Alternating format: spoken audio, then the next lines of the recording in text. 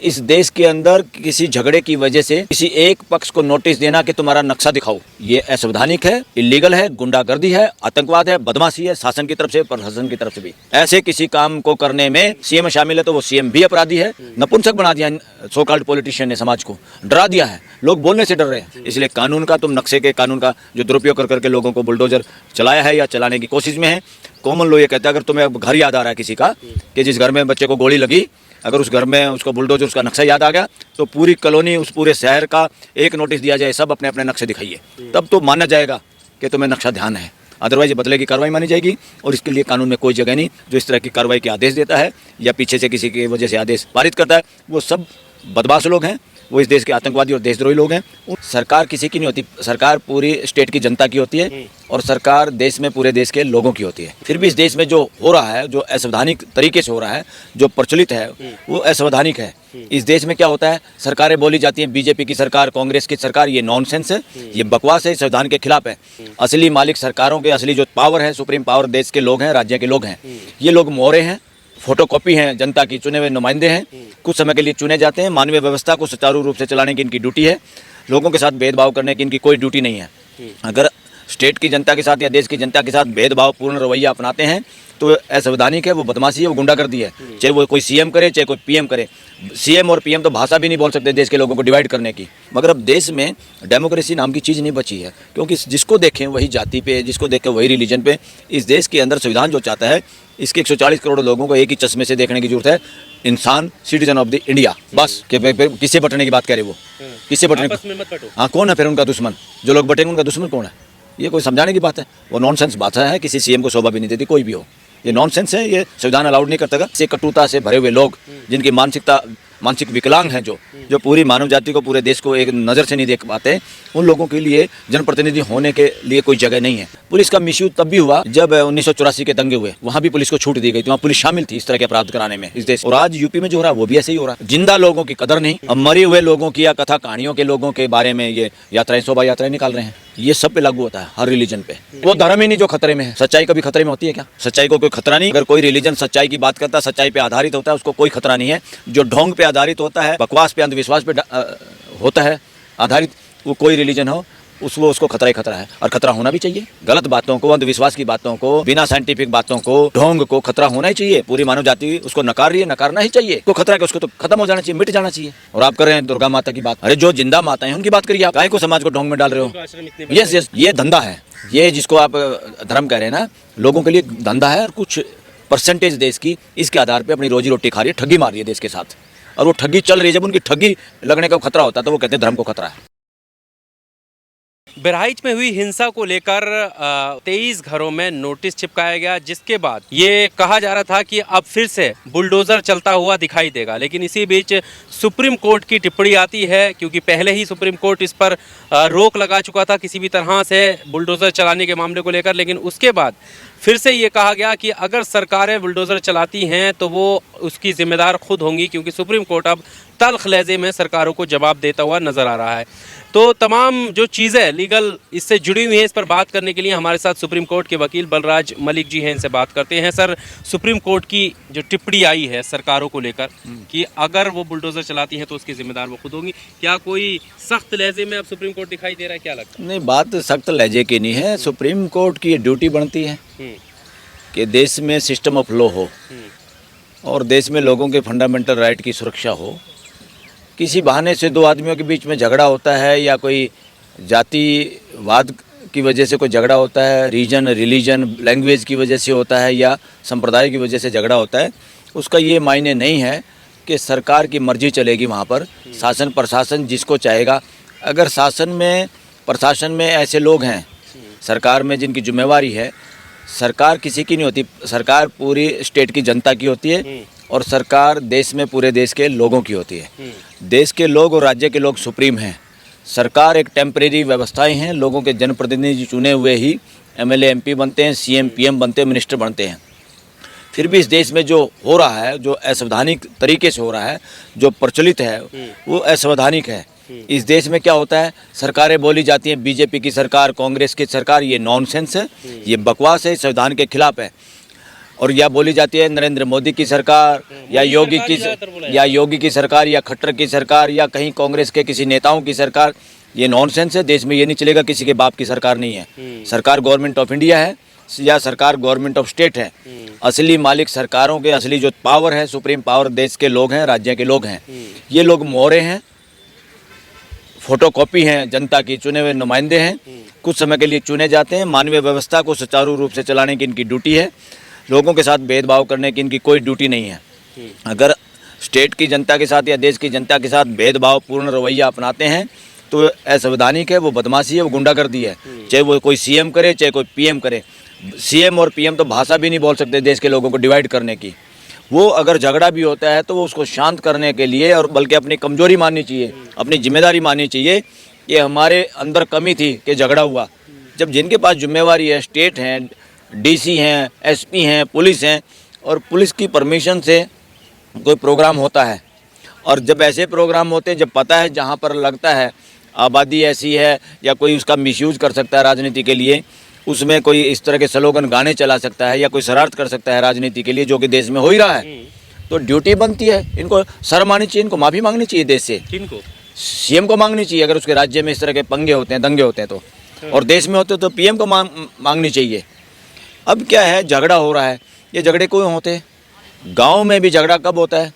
अगर बड़े बुजुर्ग जितने लोग हैं, जितने बड़े बुजुर्ग हैं, किसी गांव के हों, शहर के हों, गली मोहल्ले के हों, देश के हों, सब अपने ज़िंदगी के तजुर्बे से ये चाहते हैं हमारी आने वाली पीढ़ियाँ लड़े ना और शांतिपूर्वक जिएं। तो शासन को भी हमेशा ऐसे प्रोग्रामों के अंदर उस मोहल्ले के, उस शहर के, उस गली के, उस एरिया के, उस गांव के बुजुर्ग लोगों को, सभी समाज के वर्ग के लोगों को साथ में मिलाना चाहिए। उनकी सलाह से ही परमिशन देनी चाहिए। ये ऊपर सरकारों के इशारे से किसी को परमिशन दे देते हैं, किसी की परमिशन रोक देते हैं। ये गुंडागर्दी चल रही है। संविधान के हिसाब से देश नहीं चल रहा। इसमें चाहे कोई भी है, चाहे वो कहीं मेजोरिटी में कोई कांग्रेस हो सकती है, कहीं मेजोरिटी में कोई बीजेपी हो सकती है, मगर संविधान किसी की मेजोरिटी की बात नहीं करता। संविधान के लिए कोई बीजेपी कांग्रेस कुछ भी नहीं है। ये तो संविधान के तहत एक कानून बनाया देश में जिसको कहते हैं रिप्रेजेंटेशन एक्ट, जिसके तहत पॉलिटिकल पार्टियों का वजूद में आई और रजिस्ट्रेशन की बात हुई। मगर मैं कह रहा हूँ उस कानून को भी ख़त्म करने की जरूरत है। इस देश में पॉलिटिकल पार्टियों की जरूरत नहीं है। फिर कैसे चलेगा? इस देश में जनप्रतिनिधियों की जरूरत है। ये पॉलिटिकल पार्टियों ने तो बेड़ा गर्क कर दिया देश का। एक पोजीशन, दूसरी अपोजिशन। पोजीशन और अपोजिशन का भी कोई रोल नहीं है और कोई संविधान में इसकी व्याख्या नहीं है, इसका विवरण भी नहीं है। संविधान हमारा नहीं चाहता कि पार्लियामेंट में कोई पोजीशन हो, अपोजिशन हो। ये सारी की सारी बेवकूफ़ बातें इन्होंने बाहर के देशों से अपना ली और देश का अखाड़ा बना दिया विधानसभाओं का और लोकसभा का। और उसमें कोई पोजीशन है, कोई अपोजिशन है। ये युद्ध क्षेत्र थोड़ा है। इस देश की डेमोक्रेसी में कोई पोजीशन अपोजिशन नहीं है। मिलजुल के इस देश की व्यवस्था को, जो संविधान चाहता मानवीय व्यवस्था हो, और उसको चलाने की जिम्मेवारी है, उसको और बेहतर बनाने की जिम्मेवारी है। जो उसमें कमज़ोर पड़ते हैं उनको हटा देते हैं। मगर अब देश में डेमोक्रेसी नाम की चीज़ नहीं बची है, क्योंकि जिसको देखें वही जाति पे, जिसको देखें वही रिलीजन पे। इस देश के अंदर संविधान जो चाहता है, इसके 140 करोड़ लोगों को एक ही चश्मे से देखने की जरूरत है। इंसान, सिटीजन ऑफ द इंडिया, बस। उसमें बाद में आती हैं सारी बातें, कौन हिंदू है, मुसलमान है, सिख है, ईसाई है, किस जाति का है, ये सेकेंडरी बातें हैं। नहीं तो देश और दुनिया के अंदर अंतर्राष्ट्रीय कानून ये कहते हैं कि पूरी दुनिया के लोगों को एक ही दृष्टि से देखो, सिटीजन ऑफ द अर्थ। और देश के लोगों को हमारा संविधान कहता है सिटीजन ऑफ इंडिया, भारत के लोग। और ये भाईचारा बनाने के लिए बोल सकता है कोई सीएम और पीएम। कोई ऐसी बात बोल ही नहीं सकता जो देश में कटुता भरे या झगड़ा बढ़ाए। बढ़ाने की तो बात है, एक रहो नेक रहोगे, बटोगे तो कटोगे। कि किससे बटने की बात कह रहे वो? किससे बटने? आपस में मत बटो। हाँ, कौन है फिर उनका दुश्मन? जो लोग बटेंगे उनका दुश्मन कौन है? ये कोई समझाने की बात है? वो नॉनसेंस बात है। किसी सीएम को शोभा भी नहीं देती, कोई भी हो। ये नॉनसेंस है, ये संविधान अलाउड नहीं करता। हमारा सिस्टम ही इतना बेकार है, इसको बेकार सिस्टम कहूँगा कि इस तरह के लोग राजनीति में सर्वाइव कर रहे हैं। इस तरह के लोग चुन रही है जनता। अरे जनता चुनने का ही तो सिस्टम खराब है। सुधारने की जरूरत थी, न्यायिक सुधार की जरूरत थी, इलेक्टोरल रिफॉर्म की जरूरत थी देश में, ताकि कोई भी ऐसे कटुता से भरे हुए लोग जिनकी मानसिकता मानसिक विकलांग हैं, जो पूरी मानव जाति को, पूरे देश को एक नज़र से नहीं देख पाते, उन लोगों के लिए जनप्रतिनिधि होने के लिए कोई जगह नहीं है। इसीलिए तो इलेक्टोरल रिफॉर्म नहीं हुए तो इस तरह काम हो ही रहा है। ऐसे लोग चुने जा रहे हैं, ऐसे लोग सत्ता में बैठे हैं, प्रशासन में बैठे हैं। पर अभी एक दैनिक भास्कर का एक स्टिंग ऑपरेशन आया है जिसमें ये दावा किया जा रहा है कि पुलिस ने छूट दे रखी थी 2 घंटे के लिए कि आप दंगा कर सकते हैं, यस वो कर सकते हैं। यस, इस देश में यही तो एक विडंबना है। पुलिस कब छूट देती है? ये राजाओं के लठैतों की तरह या किसी तानाशाह की फौज की तरह काम करे हमारे देश की पुलिस। और इस पुलिस का मिसयूज हो रहा है इस आज के इस समय में भी, और बहुत होता रहा देश के अंदर। यहाँ पुलिस का मिसयूज तब भी हुआ जब 1984 के दंगे हुए, जब सिखों का कत्लेआम हुआ, वहाँ भी पुलिस को छूट दी गई थी। वहाँ पुलिस शामिल थी इस तरह के अपराध कराने में इस देश में। और आज यूपी में जो हो रहा है वो भी ऐसे ही हो रहा है। तो ये मॉडस ऑपरेंडी, ये काम करने का तरीका, ये घटिया तरीका है।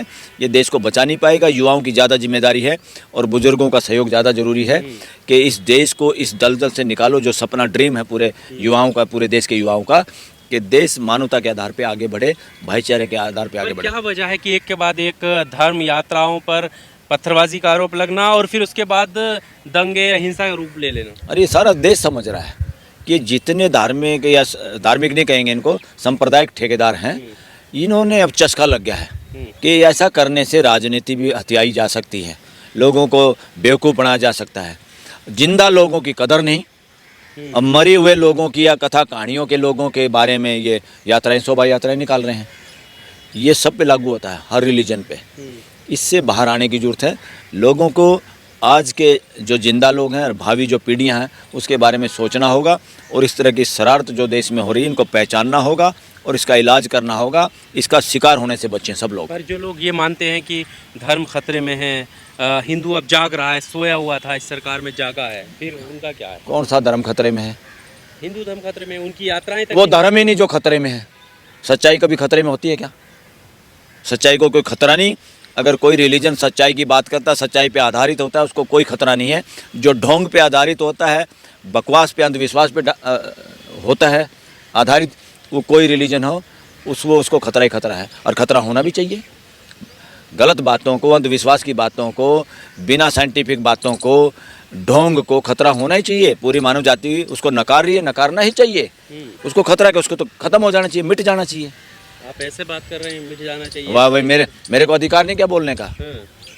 मेरा फंडामेंटल राइट नहीं क्या? जो मेरे मन में है मैं उसको बोलूं। लेकिन आप किसी धर्म के बारे में इस मैं किसी के धर्म के बारे में, मैंने ठेका लिया क्या किसी के धर्म का?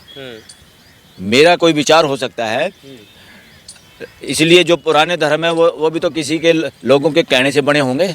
कुछ बातें रखी होंगी, अच्छी बातें लोगों ने फॉलो की होंगी। और अगर रिलीजन लोगों को मानवता की ओर नहीं बढ़ा रहा और उस रिलीजन में जो अच्छाई हैं उसको लोग फॉलो नहीं करे, तो वो काहे के धार्मिक? वो बताओ तो, कितने सच्चे मुसलमान हैं, कितने सच्चे हिंदू हैं, कितने ईसाई हैं, कितने सिख हैं जो कि उनकी रिलीजियस किताबों में लिखा उसके हिसाब से जी रहे हैं, आचरण कर रहे हैं। बताओ ना, ढूंढे नहीं मिलेगा कोई भी। हम लबादा उड़ रहे हैं और क्या यात्राएं निकल रही हैं। ये सब वैसे ही है। ये मंडी और फंडी सो कॉल्ड हिंदू यात्राएं जितनी है वो मंडी और फंडी मानसिकता की वजह से हैं। फंडी जो लोगों को ढोंग में डालना चाहते हैं। अगर सच्चाई का आधार है तो उसमें ढोंग करने की जरूरत क्या है? हम दुर्गा माता की बात करते हैं, हमें बात करनी है आज की जो जिंदा माता हैं, आज के हमारे बुजुर्ग जो हैं। सुप्रीम कोर्ट में तो ऐसे केस आए हुए हैं जहाँ बुजुर्ग ये कह रहे हैं कि हमारे को बच्चे मिलने नहीं देते अपने पोता पोती नाती से। हाल तो ये हो रहा है समाज का, और आप कर रहे हैं दुर्गा माता की बात। अरे जो जिंदा माता हैं उनकी बात करिए आप, काहे को समाज को ढोंग में डाल रहे हो? यस, ये धंधा है। ये जिसको आप धर्म कह रहे हैं ना, लोगों के लिए धंधा है। और कुछ परसेंटेज देश की इसके आधार पे अपनी रोजी रोटी खा रही है, ठगी मार रही है देश के साथ। और वो ठगी चल रही है। जब उनकी ठगी लगने का खतरा होता है तो वो कहते हैं धर्म को खतरा है। धर्म को कोई खतरा नहीं, ना था, ना है, ना होगा। अच्छाई को ना खतरा था, ना है, ना होगा। और अच्छाई किसी की यात्राओं पे डिपेंड नहीं करती। जो अपने आप में ठेकेदार बनते हैं रिलीजन के, उनके ऊपर निर्भर नहीं करती। अच्छाई पूरी मानव जाति पहचानती है, चलना चाहती है। रिलीजन के आधार की वजह से ये मानव जाति नहीं बची हुई यहाँ पर। इन रिलीजन के आधार पे अगर हम सब झगड़ते तो अब तक तो हम खत्म हो चुके होते धरती से। ये क्यों मानव जाति बची हुई है? सब में जीने की इच्छा है, सब के अंदर जो भाईचारे की इच्छा है, सबको जो गलतियों को माफ़ करने का दम है, तो वो चीज़ें हैं जो मानव जाति को बचाए हुए हैं, और वो मानव जाति को प्रकृति प्रदत्त हैं, प्रकृति से मिली हुई है। जो रिलीजियस ग्रंथ नहीं भी पढ़ते, रिलीजन को जानते तक नहीं, सारी ज़िंदगी रिलीजन की किसी क्लास में नहीं जाते, वो लोग क्या कहते हो, वो अधार्मिक है क्या? मैं कह रहा हूँ वो ज़्यादा अच्छे जीवन जी रहे हैं, पूरी मानव जाति के लोग पूरी धरती पे। अब तो बहुत देशों में क्या हो गया, लोग अपना रिलीजन का खाना ही खाली छोड़ रहे हैं, बोले इसको मत भरो, हम हमारे से मत भरवाओ, हम तो मानव है, हमें मानव रहने दो, हमें कुछ और मत बनाओ। सबसे पहले हमें ये बताओ मानव और मानवता कहाँ के लिए क्या काम कर रहे हो आप। इसलिए सारे रिलीजन का ऑडिट करने की ज़रूरत है। संविधान के विपरीत कोई भी काम करता है उनको रोकने की ज़रूरत है, अंकुश लगाने की ज़रूरत है। इनको खुली छूट नहीं दी जा सकती। देश को ये हाईजैक कर ले रिलीजन, ये छूट नहीं दी जा सकती। मानव जाति थक चुकी है इनका बोझ ढोते ढोते। अभी इस बहराइच वाले मामले पे बीजेपी के जो विधायक हैं उन्होंने भी शिकायत एफआईआर दर्ज की है, हाँ, और बीजेपी के लोगों पर की है। उससे तो अपने आप ही जग जाहिर हो गया। वो बहादुर आदमी है, सुरेश जो भी नाम है, मगर वो एक अच्छा इंसान है। उसने एक अच्छाई के लिए एक स्टेप उठाया है।